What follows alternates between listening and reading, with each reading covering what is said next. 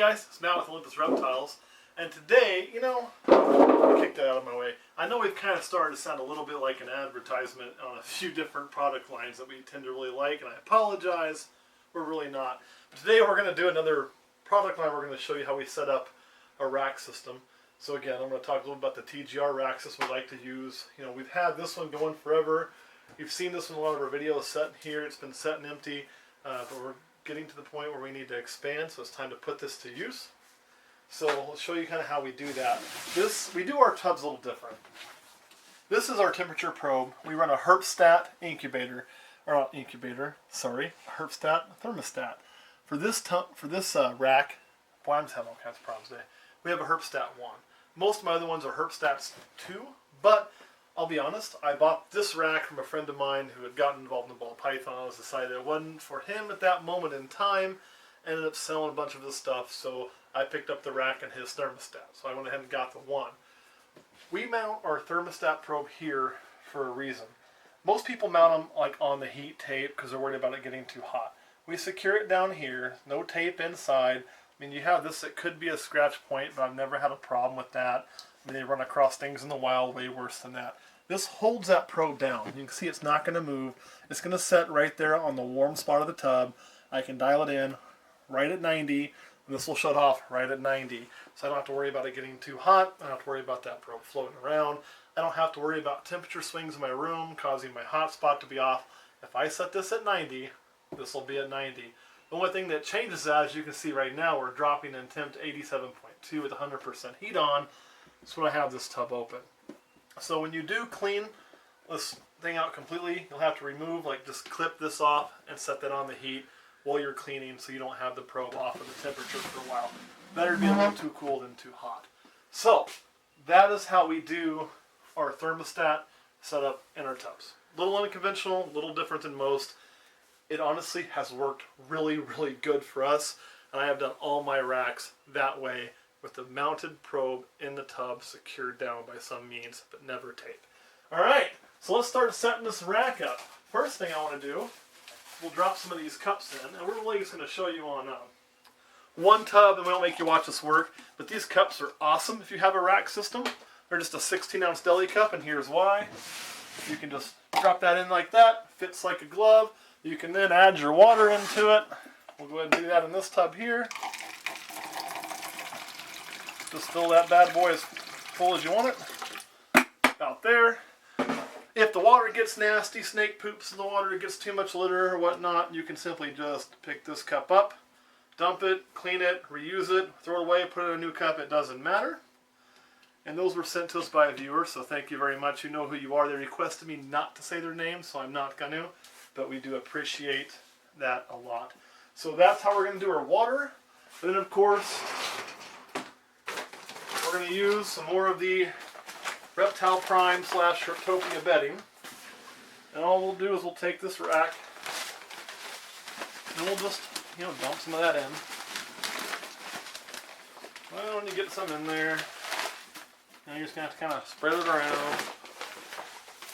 These are big 41 quart tubs. Kurt's going to yell because we just cleaned the floor and I'm already throwing coconut all over it. That happens when you're setting up a rack though. You make a mess.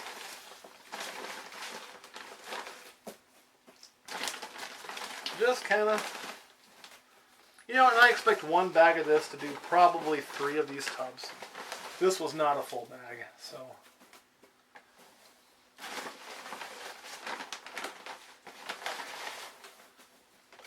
You get some dumped in there, kind of spread it around, evenly distribute it out. And now, guys, that's all there is to it. That one is ready for a snake. One thing I am going to do though, where's that little slop bucket at, Kurt? We wanted to show you how those work. Here's how convenient they are. We got a lot of coconut in there doing that.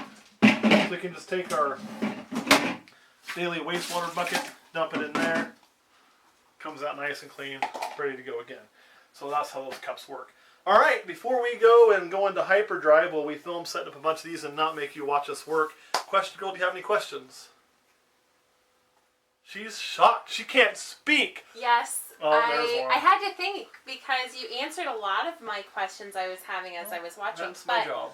I do notice that these racks are really tall. Is this two separate rack systems that are connected together? The reason why I'm asking is because over by your hand, it looks like there's a gap. Yep. Yeah. So how did you set up your racks if it's paired next to another rack? Because you only had one rack when you started, and then you added to another rack. Right.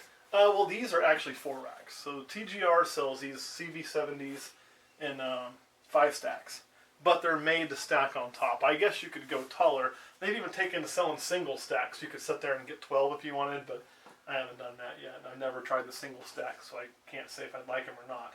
But we bought the 5 stacks, and the first we bought, we just stacked them on top of each other. Then we acquired these 2.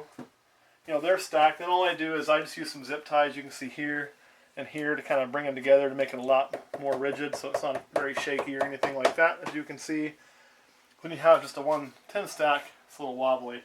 But that's kind of it. So it is actually 4 separate 5 stack racks. But then, since these are all going to be set up the exact same, I mount my probe in one of the middle tubs. So I may be a little warmer here, a little cooler there, but we're pretty consistent. I can run these 2 together into one thermostat. So they'll all be identical tubs. All right, any other questions? All right, here's the really boring part. Now you're going to watch me fill these racks into us. But the good news is, I know when Kurt edits this, he's going to put like some kind of cool hyperdrive and make it look neat with some cool music, so it won't be terrible. And then we'll show you what snakes we're going to put in here. So we'll be right back. We're going to get to work.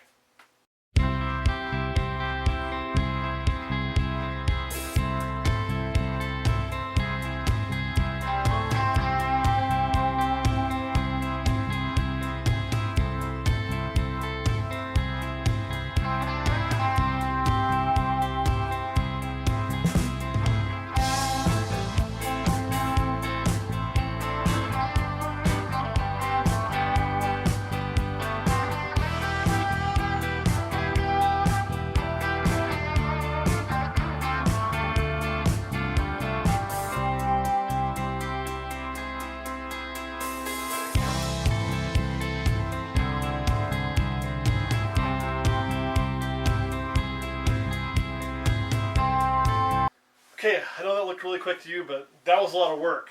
Yeah, it wasn't that bad. But now let's do the fun part. Let's show some snakes off that are going to move into the new enclosure. First will be our black pastel female. She has been soaking. Now, some of these over here are going to move, some aren't. She's already laid her clutch this year. She's already back on feed really well. She's doing great, so I think we're safe to move her. Isn't she pretty? She already looks really good size, too, for having her first clutch. So I'm really, really happy with this girl. Just an amazing animal. So we'll give her the top billing. We'll set her down there. Let her play in her new home. Beautiful, beautiful, beautiful, beautiful. We're not going to move her yet. Come on, take a peek. Why? You can just look right in there, Kurt. As you can see, she is locked up to our pastel exanthic male. We're still going to get a clutch out of her, so we'll let them be in peace. Pied female, not moving her. She hasn't laid. Now this is a tub that's, I know, it's on aspen. And you know I don't like the aspen. We had some laying around, and I didn't have a new coconut base made. And I knew we were getting ready to do this, so I just threw some aspen in there temporarily. She is our newest snake to lay. So she has just recently laid. We have pulled her eggs, and you can see she still looks really skinny from that. But we'll get her weight back up on her. We'll get her back up to size. And get her doing really well here, hopefully. It's always a little nerve-wracking for me after they lay. I hate seeing them so thinned out. You know, it always makes me nervous. But she'll be happier in this setup over this one for sure. So we'll come down here. We're still hoping to get a clutch out of that one, so we're not going to move her. This snake was just a little too small to breed this year. This is our het snow spider female. I think last time I tried to say het exanthic or het true ghost. That's not the case.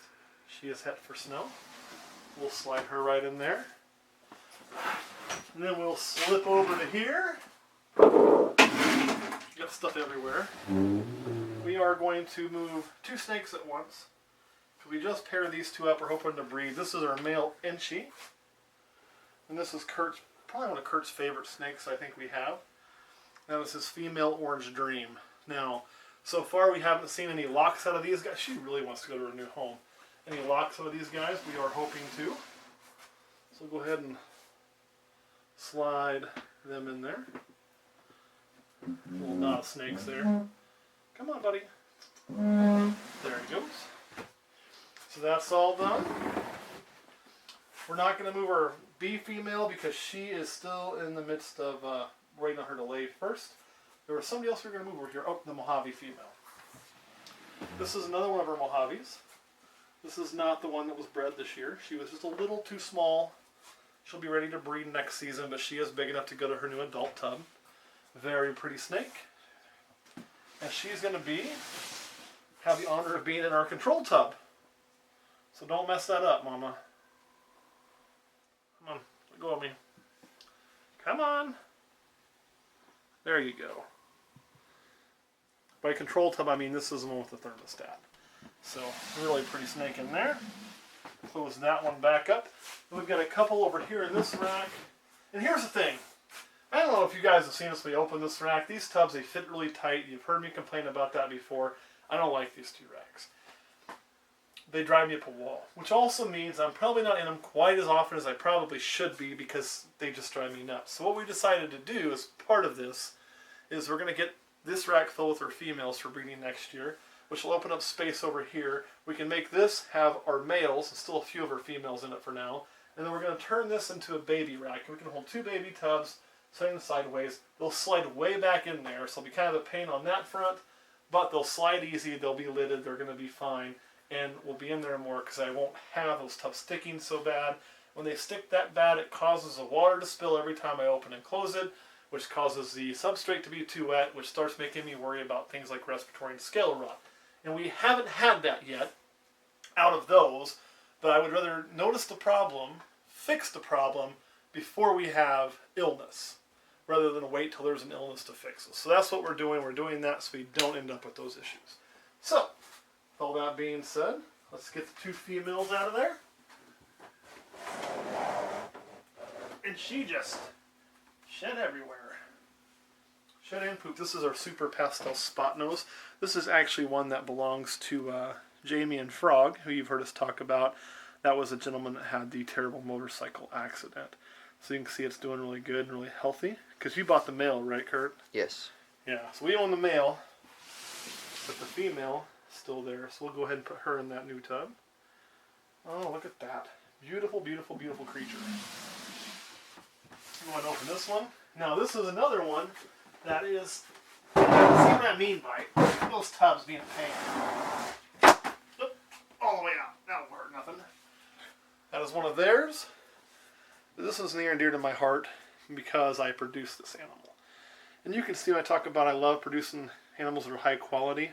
I think this bee is amazing. The color on it for its size is beautiful. High white, which contrasts really well with the yellow. You get a lot of the bright yellow in there. Then the top color that always kind of bronze out and turns gold is still fairly light and fairly nice. This, for an adult, is a wonderful looking bee. I just love this thing. I always so love seeing animals that I produce flourish. It's a sense of pride when something that you produced does so well and looks so good. So anyway, there is that. We will fill up those other three. What's going to go over there will be our yellow belly fire when she's done breeding, our pied female when she has her babies, and then probably our pinstripe female next when she has hers. And I do think this is our smallest female. I'll show you this guy. How we bred, I think. She just has not ever been the strongest eater. She kind of gets finicky on what she eats, but she had a good run of eating, so I thought we'll give it a try because her age is about 4, so she's definitely old enough. If I can get her to hang down here, I'll show you guys why I'm hopeful. And you can just see, if you look really close there, that swell on the sides. And she's also not feeding, which would be normal if she was to go. So I do think she is possibly building towards an ovulation. So I'm really excited about that. We'll put you back in there. Nope, in there. Alright guys, so thanks for watching. Now we're going to go through and label all these tubs, so that's done. And I guess we'll catch you next week.